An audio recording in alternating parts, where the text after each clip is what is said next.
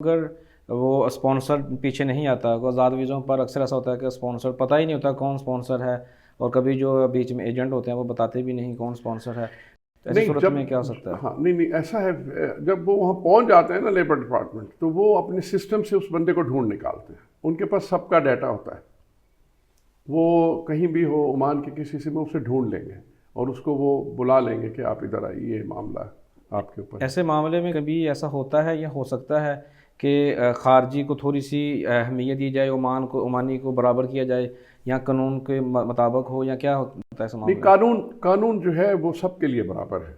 अच्छा। ऐसा नहीं है कि भाई खारजी को नहीं, ऐसा नहीं है। ओमान में सबके लिए बराबर है, नहीं।